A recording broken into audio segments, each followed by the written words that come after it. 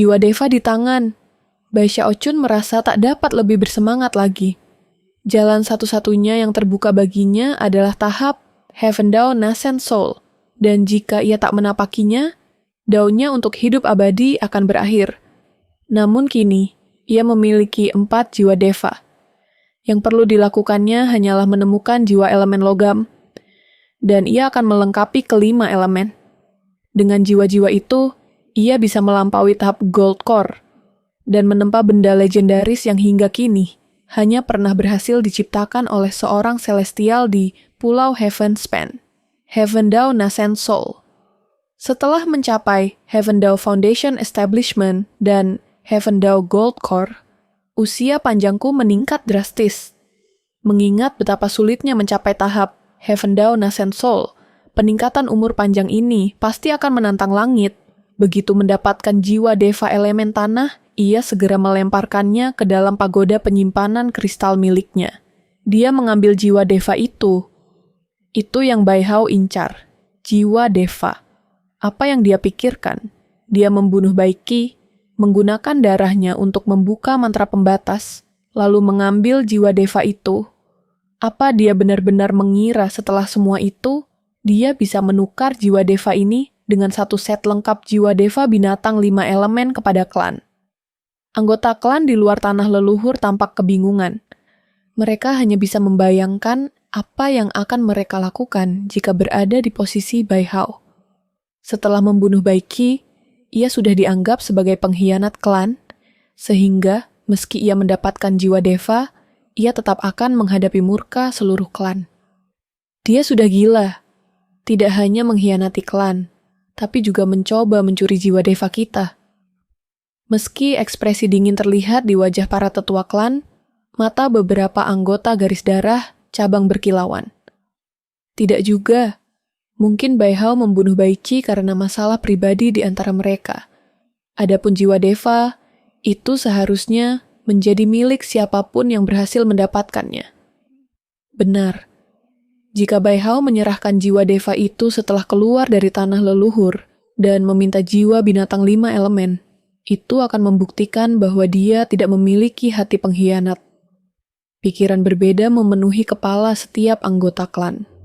Namun, jeritan Nyonya Chai semakin intens dan kebenciannya semakin memuncak.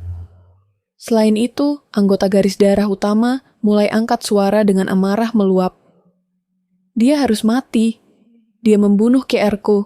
Dia harus mati. Aku tidak peduli dengan alasan apapun. Bai Hao harus mati. Dia membunuh seseorang di tanah leluhur. Itu membuktikan bahwa dia adalah pengkhianat. Di tengah keributan itu, kepala klan tiba-tiba berhenti memukul gerbang batu. Berputar dengan tatapan penuh amarah, ia menatap tajam dengan niat membunuh yang begitu kuat, hingga suaranya menggema bagai gemuruh petir. Atas wewenangku sebagai kepala klan, aku dengan ini menyatakan Bai Hao sebagai pengkhianat. Dan ia harus dibunuh, baik tubuh maupun jiwanya. Namanya akan dihapus dari catatan klan sebagai peringatan bagi siapapun yang berani mengikutinya. Kata-kata dingin itu seakan membekukan udara, menetapkan Bai Hao sebagai pengkhianat secara resmi. Sementara itu, di ruang tersembunyi dalam katakombe klan, patriark tua duduk di tengah lingkaran lilin dengan nyala hijau. Cahaya misterius memancar dari matanya, tampak tidak peduli dengan kekacauan yang terjadi di klan. Tatapannya tertuju pada layar yang memperlihatkan Bai Xiaochun, dan matanya perlahan berkilauan dengan kegembiraan serta keserakahan.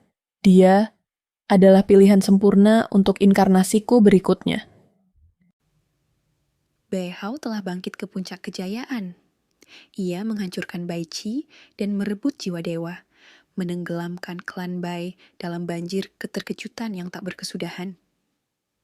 Perwakilan dari 2 klan besar lainnya tertegun, tak mampu berkata-kata oleh keajaiban yang terpampang di depan mereka.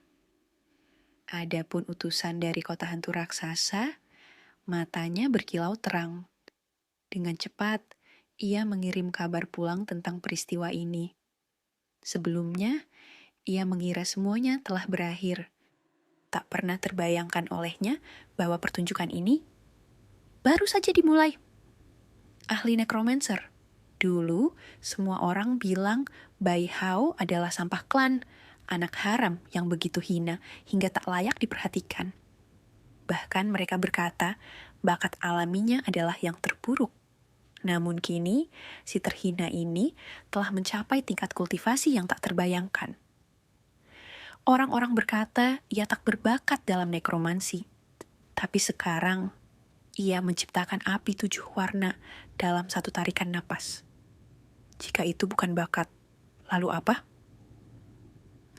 Atau mungkin dia penipu. Namun, saat semua orang dilanda keterkejutan, Bai Xiaochun tetap berdiri di tanah leluhur, belum selesai dengan ritual penciptaan apinya. Dengan satu gerakan tangan, api 7 warna itu meluas dan melahap jiwa-jiwa pendendam. Metode yang digunakannya begitu misterius, hingga bahkan nekromancer biasa tak akan mampu memahaminya. Namun, para tetua dan ahli di klan Bai terkesiap kaget. Itu sebuah warna baru muncul di dalam api 7 warna tersebut, sementara lautan api berkumpul kembali ke telapak tangan Bai Xiaochun. Saat ia membuka jarinya, tampaklah lidah api 8 warna. Keterkejutan yang meluas semakin memuncak saat Bai Xiaochun dengan santai melanjutkan ritualnya. Api 8 warna itu kembali melahap jiwa-jiwa pendendam, dan sebuah warna baru mulai terbentuk. Kini ia memegang api 9 warna. Sebelum jeritan keterkejutan sempat terdengar, Bai Xiaochun membuka tangannya, membuat api 9 warna itu meledak ke segala arah. Di tengah gemuruh api itu, lebih banyak jiwa pendendam keluar dari pagoda penyimpan jiwanya dan menyatu ke dalam api hingga akhirnya 10 warna. Puncak dari peringkat Master Necromancer. Langit. Apakah aku melihat sesuatu yang mustahil? Ia menciptakan api 10 warna dari awal hingga akhir dalam satu gerakan? Bagaimana mungkin? Klan Bai dilanda kehebohan tanpa akhir, tapi Bai Xiaochun tak memberi mereka waktu untuk pulih. Setiap gerakannya adalah pukulan telak yang menghancurkan logika mereka, membawa mereka dari keterkejutan ke ketakjuban tanpa henti. Namun, momen itu hanyalah awal. Dengan satu gelombang tangan lagi, Bai Xiaochun memerintahkan api 10 warna untuk melahap gelombang jiwa pendendam terakhirnya. Ketegangan mencapai puncaknya saat api itu bersinar terang, menunjukkan tanda-tanda berubah menjadi 11 warna. Klan Bai gempar. Para tetua mulai menahan napas. Tak ada satupun dari mereka yang pernah mencapai tingkat nekromancer terestrial. Tetapi sekarang Bai Hao, anak terhina dari klan mereka, berdiri di ambang kehebatan itu. Tidak mungkin, teriak ketua klan Bai dengan mata memerah. Dalam hatinya yang dipenuhi kebencian, ia tak peduli seberapa luar biasanya Bai Hao. Ia tetap akan membunuhnya. Namun Bai Xiaochun tak memperhatikan semua itu. Api 11 warna kini menari-nari di telapak tangannya, dan dengan senyuman dingin, ia memanggil jiwa-jiwa pendendam terakhir. Api itu bergejolak, mencapai puncaknya hingga akhirnya 12 warna meledak di langit klan Bai, membawa cahaya yang menerangi dunia. Necromancer terestrial. Suasana meledak dalam jeritan ketakutan dan kekaguman. Bahkan langit tampak gentar menyaksikan keajaiban itu. Namun Bai Xiaochun hanya menatap gerbang batu di tanah leluhur yang akhirnya terbuka. Waktunya mati, Bai Hao. Raung ketua klan Bai melangkah maju dengan penuh dendam. Namun Bai Xiaochun berdiri di tengah lautan api 12 warna, menatap balik dengan mata penuh kegilaan. Keberhasilan atau kehancuran semuanya ditentukan di sini. Dengan satu langkah, ia membawa lautan api itu bersamanya keluar dari tanah leluhur dan ke dunia luar, meninggalkan klan Bai dalam kekacauan yang belum pernah mereka alami sebelumnya. Dia keluar. Dia membawa lautan api 12 warna bersamanya. Langit! Para anggota klan yang berdiri di luar gerbang batu gemetar ketakutan, terutama mereka yang jauh dari gerbang. Wajah mereka pucat seperti kematian, termasuk seorang wanita muda. Orang yang sama yang pernah Bai Xiaochun temui di hari pertamanya di klan. Ekspresinya kini berubah menjadi topeng ketakutan yang penuh keputusasaan. Seluruh klan kini menatap gerbang batu itu. Saat pintu masuk tanah leluhur terbuka, kepala klan meraung dan melangkah masuk. Di saat yang sama, Bai Xiaochun melesat ke arah yang sama, membawa lautan api 12 warna bersamanya. Panas yang terpancar dari api itu membuat wajah kepala klan berubah drastis. Dia dapat merasakan betapa mematikannya kekuatan itu, namun kegilaan di dalam hatinya tidak dapat dibendung. Dia baru saja menyaksikan putra kesayangannya dibunuh, sekaligus melihat seseorang yang dianggap sampah, Bai Hao, bangkit menjadi tokoh yang menjulang. Bai Hao telah menginjak-injak segalanya yang berharga bagi kepala klan, dan karena itu, amarahnya meluap-luap, mustahil untuk dideskripsikan dengan kata-kata. Dia ingin membunuh seseorang, dan orang itu adalah Bai Hao. Dengan seluruh kekuatan ledakan dari basis kultivasinya, kepala klan berubah menjadi pedang tajam, yang menusuk langsung ke arah Bai Xiaochun. "Mati kau, anak durhaka!" raungnya, menikam langsung ke dalam lautan api 12 warna. Namun, sebelum dia bisa melangkah lebih jauh, Bai Xiaochun melambaikan tangannya. Kekuatan destruktif dari api itu langsung melemparkan kepala klan ke samping. Gemuruh hebat menggema di udara saat Bai Xiaochun menarik napas dalam-dalam, mengabaikan kepala klan, dan melaju lebih cepat. Semuanya di sekitarnya terasa melambat. Dalam sekejap, Bai Xiaochun melesat melewati kepala klan, muncul di depan gerbang batu, dan keluar ke hadapan klan Bai. Begitu dia muncul, lautan api 12 warna membentang ke segala arah, mengubah langit menjadi merah menyala, menyelimuti seluruh area dengan tekanan dan energi yang membuat para anggota klan Bai terengah-engah. Belum pernah mereka menyaksikan sesuatu yang begitu tak masuk akal. Tidak hanya api itu sendiri yang menggetarkan, tetapi kehadiran Bai Xiaochun di tengahnya, bahkan lebih menakutkan. Dia tampak seperti penguasa segala api. Semua mata tertuju pada Bai Xiaochun saat dia muncul di tengah-tengah klan. Di saat yang sama, 7 hingga 8 tetua klan dari garis keturunan utama memandangnya dengan niat membunuh yang tajam, lalu bergerak ke arahnya. Namun, meskipun mereka bergerak dengan cepat, mereka tak mampu menyaingi gerakan tangan kiri Bai Xiaochun, yang tiba-tiba mengeluarkan 8 lempengan giok. Dalam satu gerakan, dia menghancurkan salah satu lempengan itu, menyebabkan ratusan paku jiwa pembunuh yang telah dia tanam di seluruh klan meledak secara bersamaan. Ledakan mengguncang ratusan lokasi di dalam klan, menyebabkan formasi pelindung. Mantra terkuat di seluruh klan, bergetar dan retak. Dalam hitungan detik, formasi besar itu hampir runtuh. Kemudian, Bai Xiaochun menghancurkan lempengan-lempengan giok lainnya, yang langsung memunculkan kekuatan teleportasi di sekelilingnya. Lempengan-lempengan itu ternyata adalah jimat-jimat teleportasi. Dalam sekejap mata, formasi pelindung mulai runtuh, dan kekuatan teleportasi mengelilinginya. Namun, sebelum Bai Xiaochun sempat menghilang, para tetua klan tertawa dingin dan memancarkan indera ilahi Nascent Soul mereka, mengacaukan ruang dan menetralkan jimat-jimat teleportasi tersebut. Membatalkan teleportasi adalah taktik umum, dan bagi para kultivator Nascent Soul, hal itu tidak sulit dilakukan. Dalam sekejap, teleportasi Bai Xiaochun terganggu, membuat matanya membelalak dan jantungnya berdetak kencang. Namun, dia telah mempersiapkan diri untuk kemungkinan ini. Tanpa ragu sedikit pun, dia melangkah maju. Dengan langkah itu, dia mengaktifkan rahasia sihir Undying Hex, menyebabkan tubuhnya kabur, mengabaikan kekacauan ruang yang diciptakan oleh para kultivator Nascent Soul. Wajah para tetua klan dari garis keturunan utama dan kepala klan berubah drastis. Distorsi ruang yang digunakan Bai Xiaochun berada di luar jangkauan mereka, terutama dengan lautan api 12 warna yang membuatnya tak tersentuh. Namun, saat Bai Xiaochun hampir berhasil teleportasi, terdengar dengusan dingin dari ruang bawah tanah klan. Itu berasal dari Patriark Dewa yang dikelilingi 7 lilin. Matanya bersinar terang saat dia menggerakkan tangannya, menciptakan kehendak besar yang muncul di udara luar klan. Kehendak itu melampaui kehendak langit, membentuk tangan raksasa yang mulai mencengkeram Bai Xiaochun. "Kau tidak akan pergi kemana-mana." Bahkan Patriark Deva Bai Klan tidak mampu menghentikan Bai Xiaochun melarikan diri. Seluruh klan tertegun, termasuk para sesepuh garis keturunan langsung dan kepala klan. Ketidakpercayaan mereka melampaui batas imajinasi. Mereka tahu Bai Hao kuat, tetapi dia hanyalah seorang kultivator tahap core formation.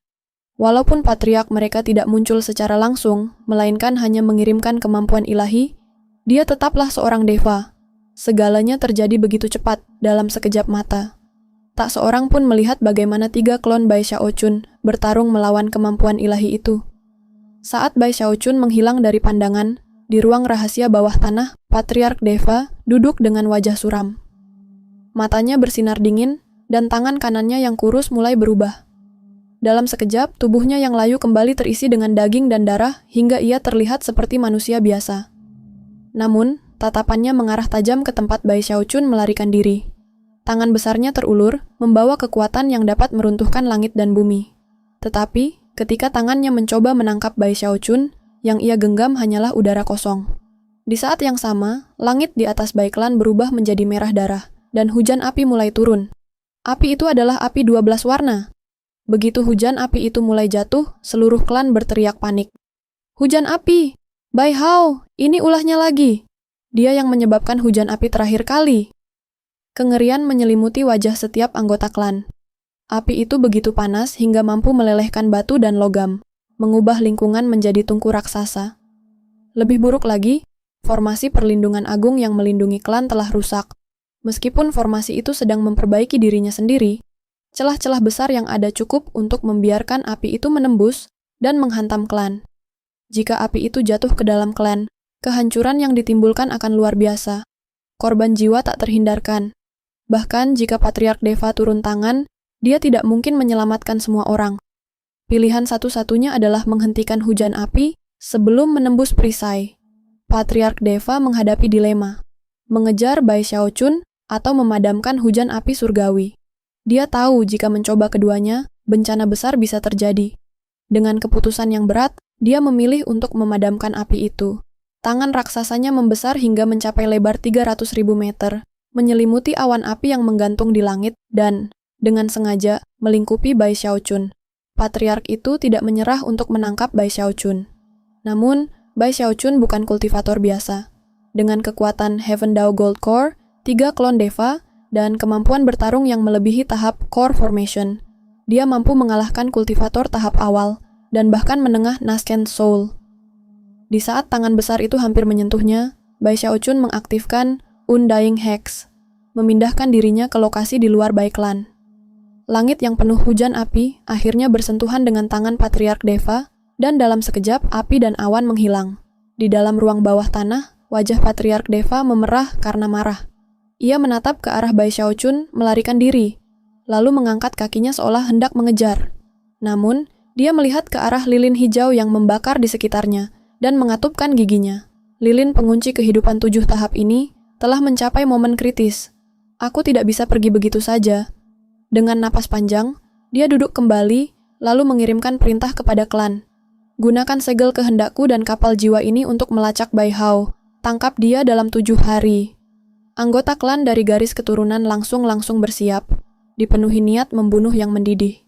Sementara itu, para sesepuh dari garis keturunan cabang hanya mematuhi perintah separuh hati.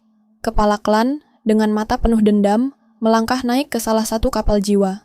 Dia memanggil artefak kecepatan dari aula suci leluhur klan dan memulai pengejaran. Di tengah kerumunan, Madam Chai menggigil, hatinya penuh dengan racun dendam. Bai Hao, kau akan menyesal. Aku akan membuatmu menderita lebih dari siapapun.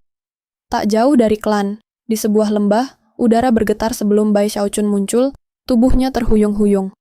Dia batuk darah, wajahnya penuh ketakutan. Aku meremehkan para deva, gumamnya gemetar.